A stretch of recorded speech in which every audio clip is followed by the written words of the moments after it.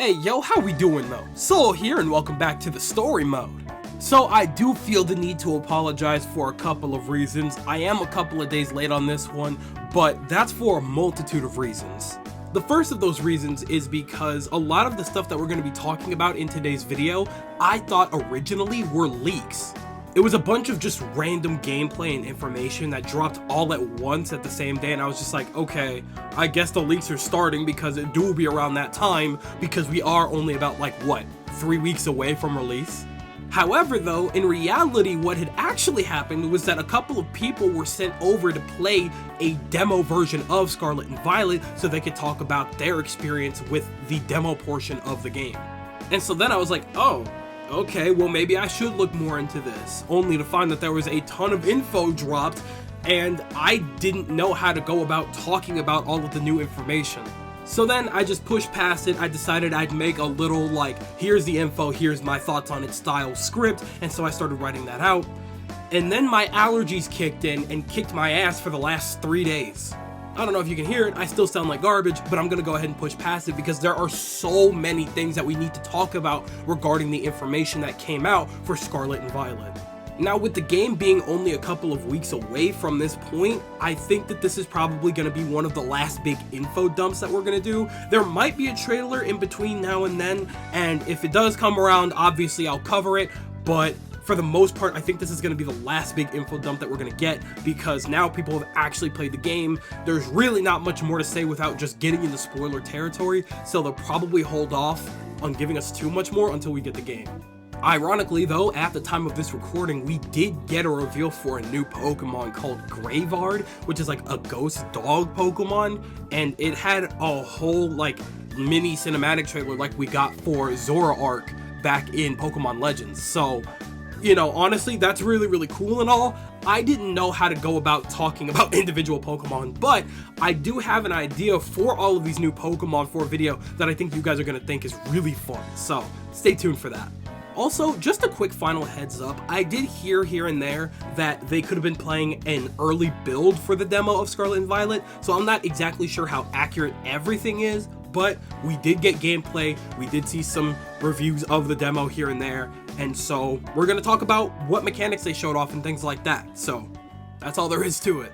Alright, with all of that laid out on the table, they showed off a lot of mechanics that we really need to start getting into. So why don't we start talking about some of the new stuff that they showed off in the demo versions that some people got to play for Pokemon Scarlet and Pokemon Violet. So the first thing that I feel should probably be mentioned is the fact that they actually got to play around a little bit with the customization. Right from the get-go, when players start the game, they are able to customize their character's look. Usually when starting up a new game, or at least a new file in one of the recent Pokemon games, you would have to pick a default look. The selection was primarily focused on so you could pick a skin color for your character. And usually after that, you would have to play for at least an hour or so before you get to a town that actually has accessories and clothing that you could buy. And even then, 90% of the time, you don't have the money to buy everything that you want. This time around though, instead of just picking the skin color, you can also pick your eye shape, your eyebrows, your hair color, your eye color, and things like that.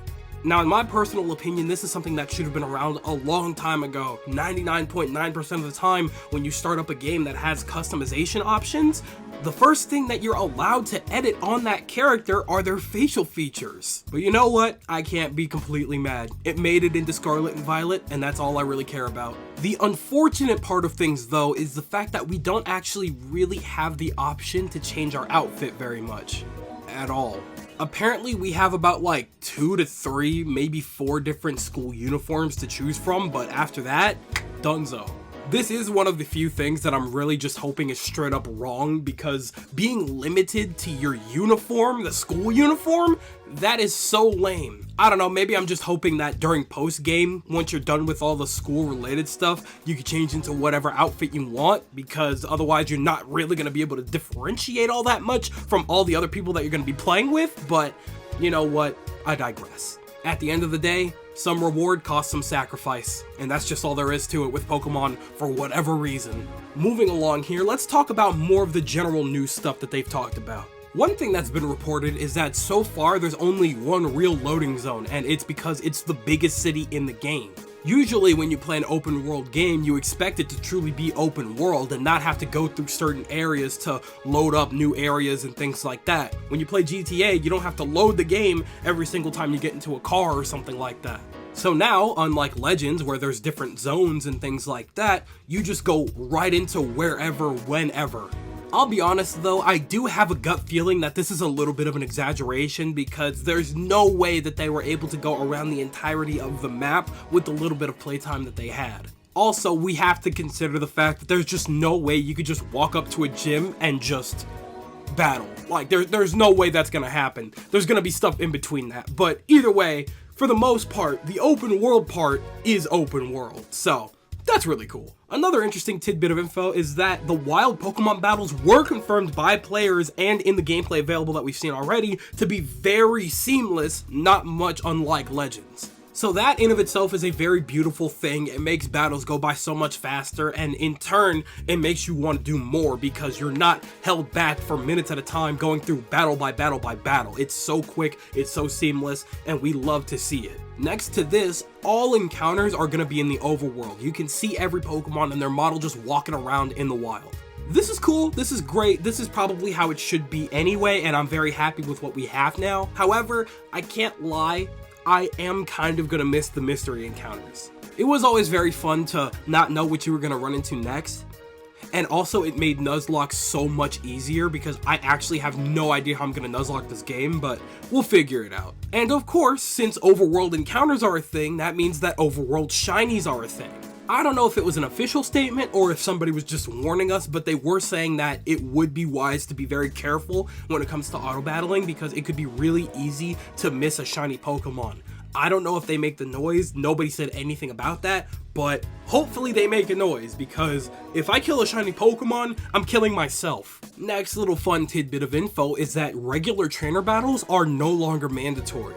So for example, instead of trying to run past the trainer, they see you in their line of sight and walk up to you, they no longer do that. You have to manually yourself walk up to a trainer and engage in battle. Now, I'll be completely honest, I'm not exactly sure how I feel about this change yet. Because on one hand, it is really nice to not be forced into battles, and it's going to be a lot less likely that I'll miss items in the overworld from NPCs that we usually hand them over, because usually I'll just walk right past them. Now, I'm probably going to be talking to damn near every NPC in the game, just to make sure I don't miss any battles or anything like that. On the other hand though, I do kind of like that a lot of battles were mandatory for progressing in certain ways, because without them, you'd probably end up really underleveled in some situations, and you would want to kick yourself in the ass later for it. But honestly, we're going to be spending so much time auto battling and doing raids and stuff like that that I don't really think that we have too much to worry about. So optional trainer battles, I could live with it, I could live without it. Now, another one of the most important pieces of information was actually the gameplay footage that we got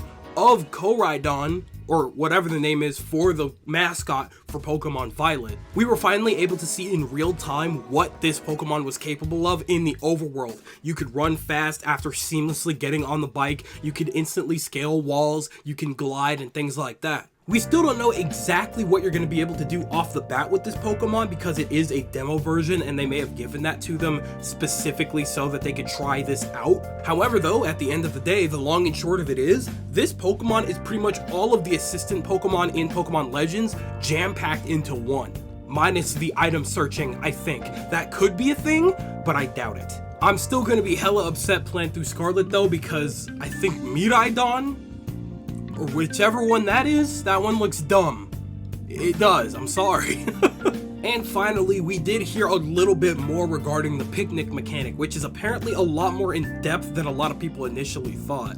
Apparently, it's going to give us things like experience for the Pokemon we feed, friendship towards our Pokemon, it's going to buff certain things as we've seen in the last big trailer, and it can increase the spawn rate for specific Pokemon as well as shiny Pokemon. When it comes to eating mechanics in JRPGs, 90% of the time it's because it gives you some crazy buff that everybody and their mothers in-game and outside of the game recommends that you do this so that you could get the most out of your experience. And this is the first time I've seen it to the point in Pokemon where we're probably going to need to abuse this to get the full experience of what we want. Something tells me that I'm literally gonna have to set a timer for myself to remind me to actually utilize the mechanic. Because if I'm just playing, going around, doing my thing, catching Pokemon, doing the story, you know, one of 3 stories, I'm going to forget to do it. I have to set alarms to remind me that that is a mechanic that I should be utilizing so that when something runs out and the spawn rate is no longer available like that, I can restart it.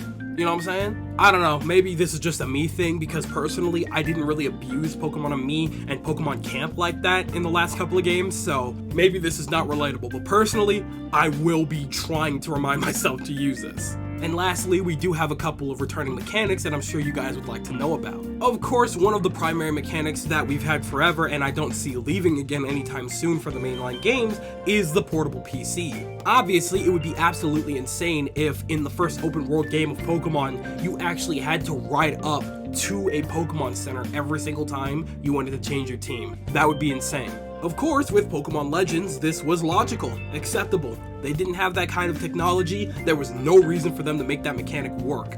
It was fine the way it was. Of all the mechanics to make a comeback, this is the one I'm definitely not mad about. And finally, one of the last things that I heard about that's making a return is the ability to swap moves right from the get-go in your menu. This also applies to being able to nickname your Pokemon whenever you want. I'm pretty sure I had an entire video about this, but I am so glad that these mechanics have made a comeback. These were some of the best things to ever come to Pokemon as a series, and I'm so glad that they carried over into another mainline game.